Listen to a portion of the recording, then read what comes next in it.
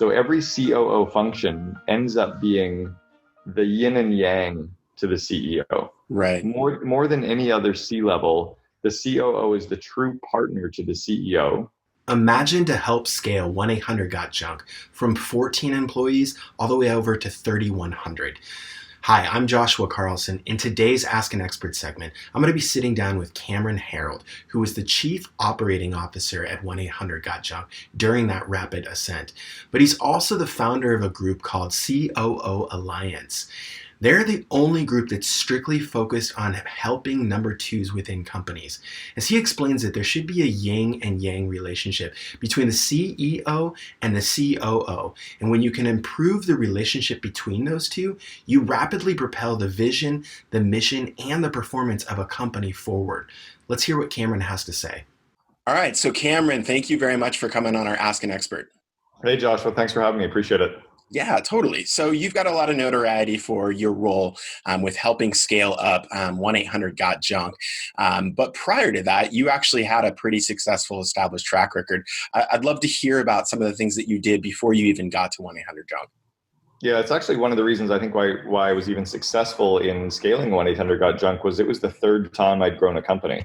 Okay. Brian and I had gotten to know each other through a group called the Entrepreneurs Organization. He'd seen me growing a chain of auto body collision repair shops that in Canada was called Boyd Auto Body. In the US is now called Gerber Auto Collision. Oh. I'd also grown a private currency company. And prior to that, I opened the West Coast of the United States for the largest house painting company in the world, College Pro Painters. So because I'd done it a few times in a row and had all the systems and kind of processes to scale and grow really fast growing companies, I was able to go into 1-800-GOT-JUNK and really hit the ground running. And it was for the first 5 years, it was pretty easy. It was only when we got to about 3,000 employees did it start to feel like a big business. Okay. And I think that qualifies for a big business. There were 14 people at the head office when I got there. When I left, we had 3,100 system wide. So. Okay, yeah, that's quite the scale difference. So one of the aspects that a colleague, he turned me on to with 1-800-GOT-JUNK was leveraging PR. In fact, you guys were even on Oprah. What are things that companies today can do to actually get a PR exposure and get some recognition out in the open marketplace? Yeah, in my book Free PR that came out last year, one of the things I talked about was that virtually every company has 5 core stories or angles that they could be covered on today.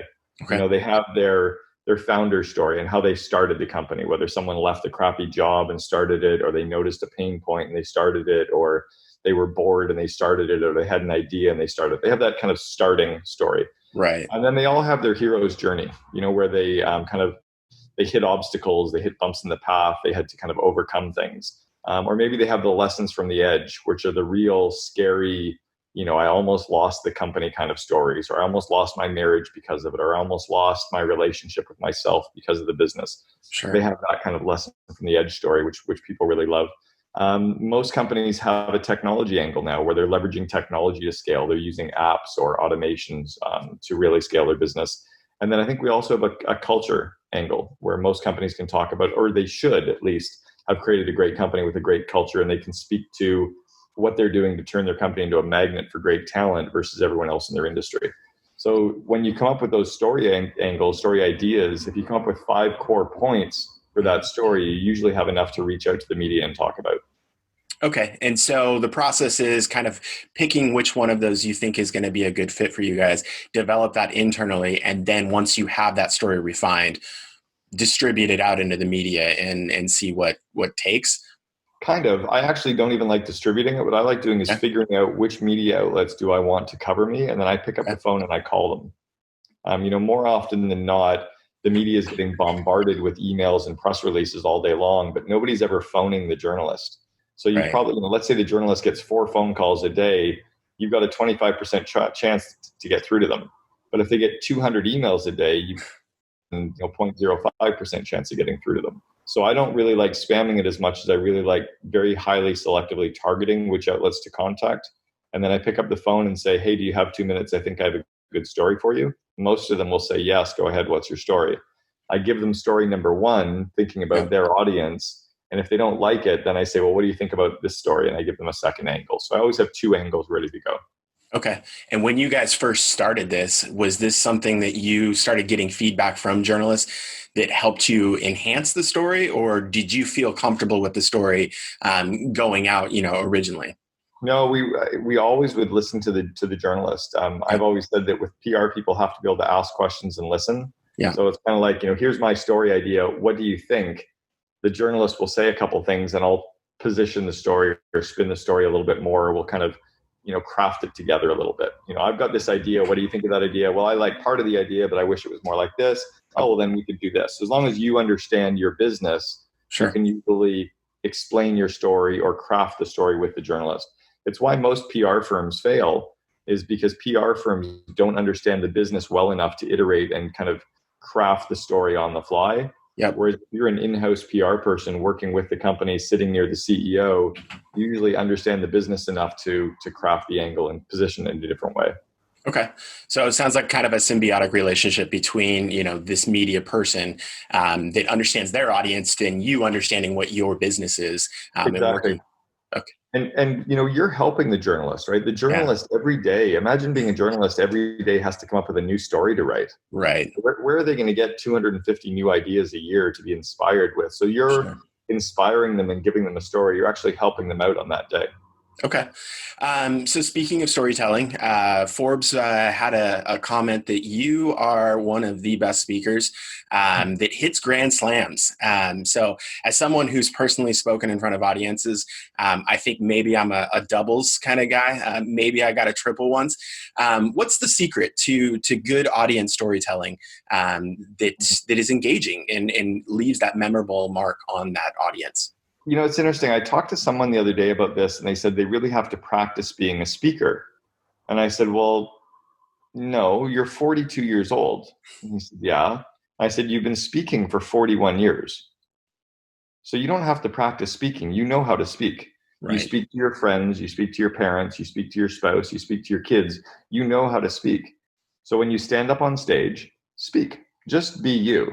And I think most speakers try to become this person on stage. Right. So their voice changes. It's like, hi, I'm Cameron Herold, and I'm here to deliver a presentation. And everyone in the audience is going, that's weird. Like it doesn't resonate. And I think we all have our natural tone, our natural resonance. Sure. I think it's also we have our natural dress code, and when you wear what you naturally feel comfortable in and you speak the way you naturally feel feel comfortable speaking, whatever your message is comes across and really connects. So I think that's the first part, is to just be yourself, completely authentic.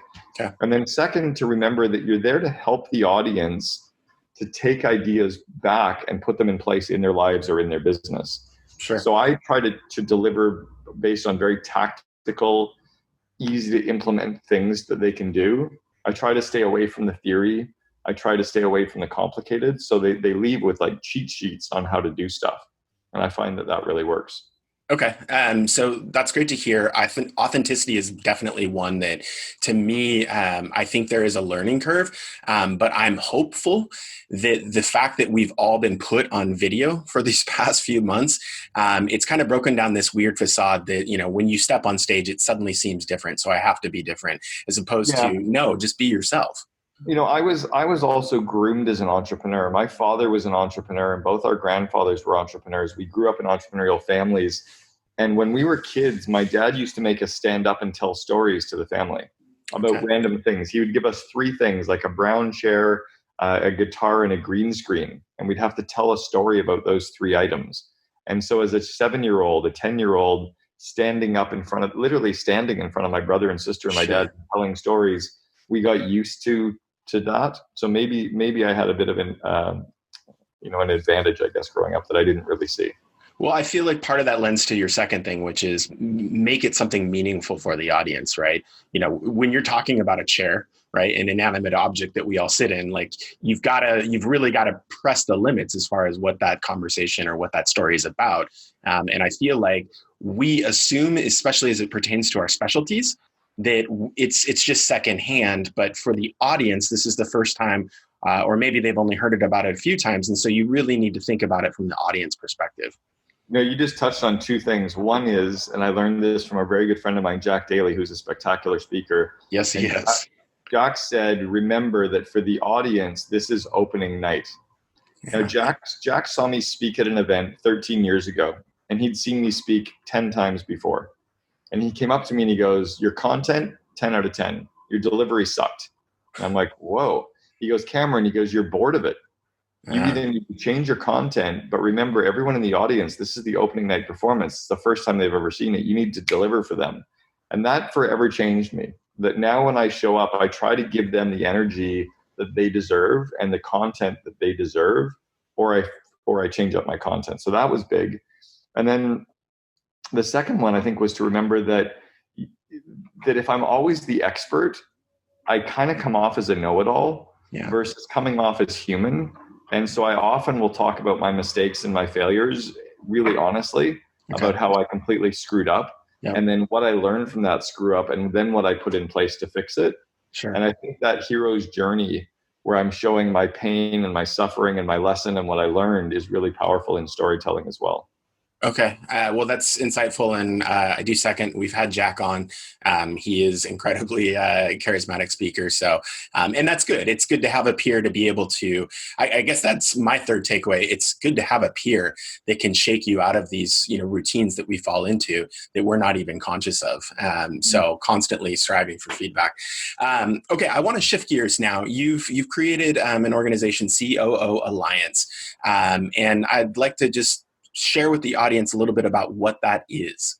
Sure. I was going for years to events with the Entrepreneurs Organization and the Young Presidents Organization with EO and YPO. And I would go to these Vistage events. And then I started going to a lot of mastermind events for entrepreneurs like the Genius Network and Maverick and Mastermind Talks.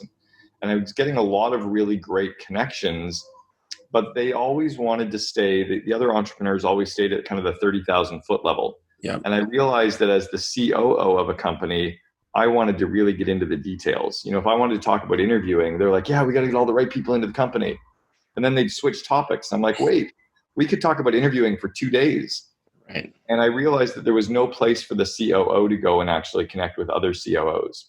At best, we were going to these entrepreneur events, but there was no, and there were events for marketers and for lawyers and engineers, but there was really no true place for a tribe of second in command. So we started the COO Alliance as the only network of its kind in the world for the second in command. And then we also started the Second in Command podcast, where everyone interviews the entrepreneurs. I only interview the COOs. So I wanted the rest of the story. So as an example, I interviewed, Gary Vaynerchuk's COO. I interviewed the COO for Shopify.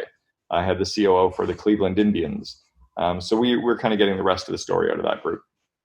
So taking this further, you've explained or you've talked about it often about the different roles of the COO as it pertains honestly to the organization as well as that other counterpart, that entrepreneur. Can you share your thought process on that? I guess from my standpoint, it was kind of an awakening. I didn't realize how adaptable this role could be.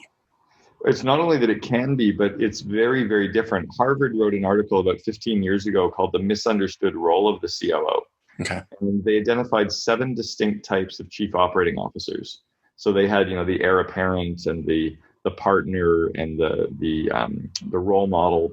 And what I've seen is that you can have a very inward-facing COO that looks at operations and engineering, or you could have a very outward-facing that's kind of sales and marketing.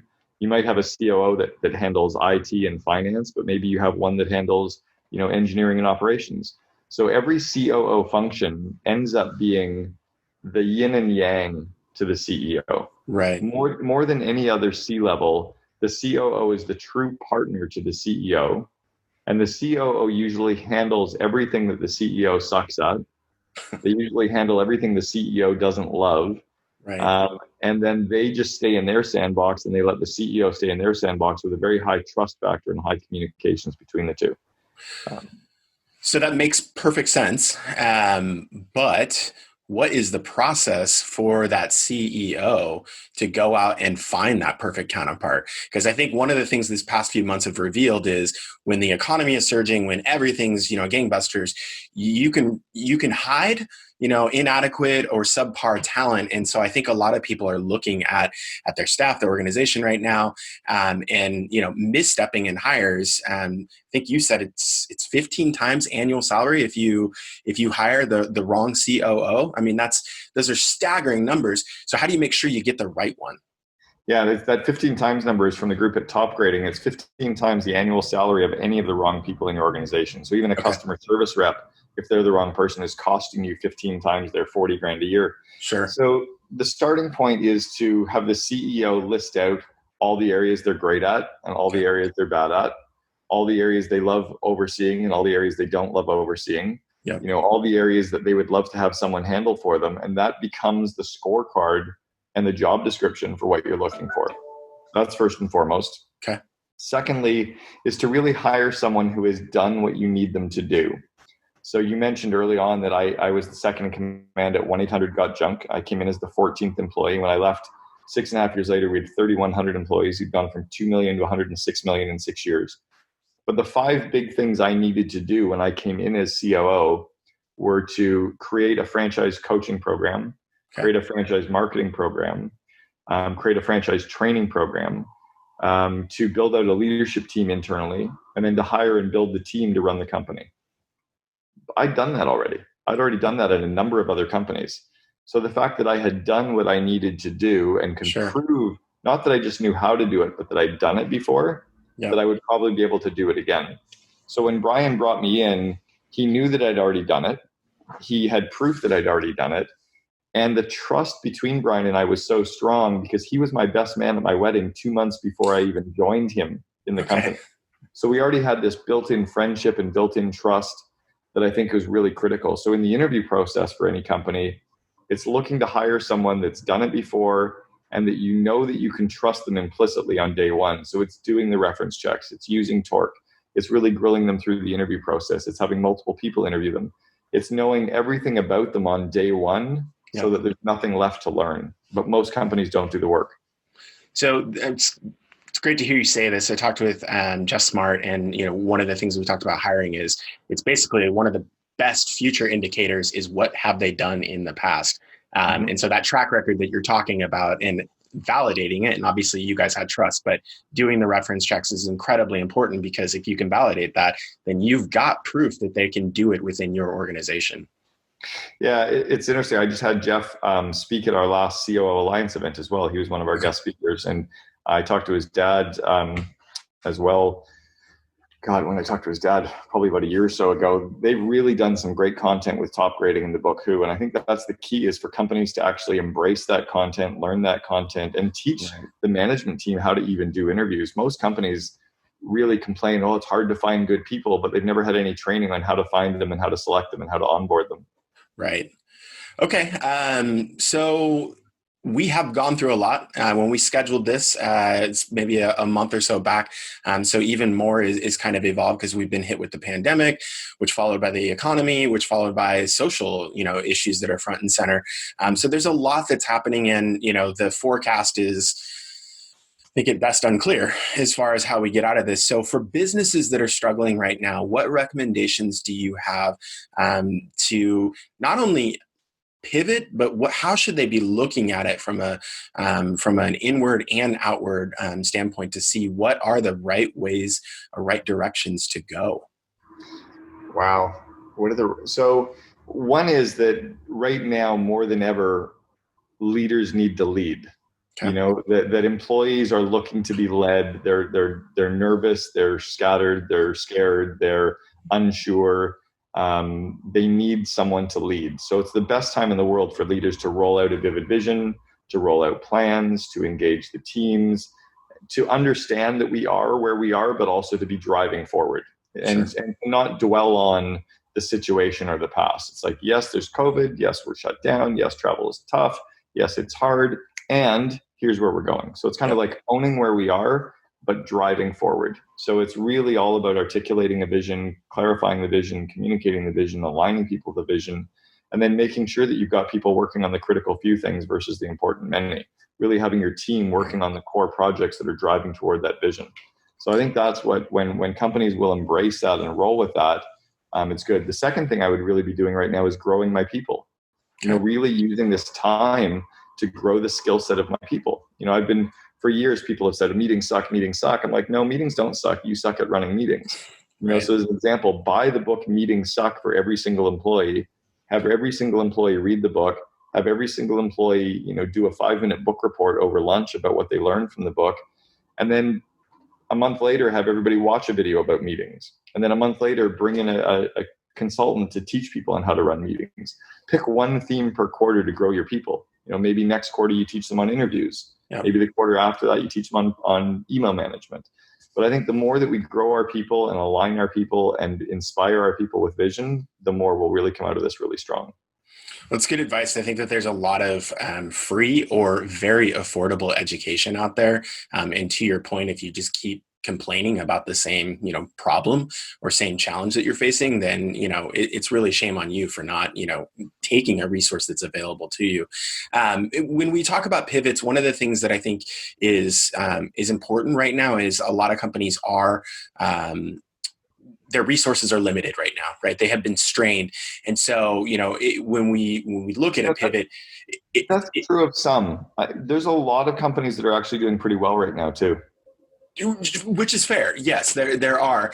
But the ones that are struggling, if they're going to take a shot, do you have a recommendation for how they can validate that pivot?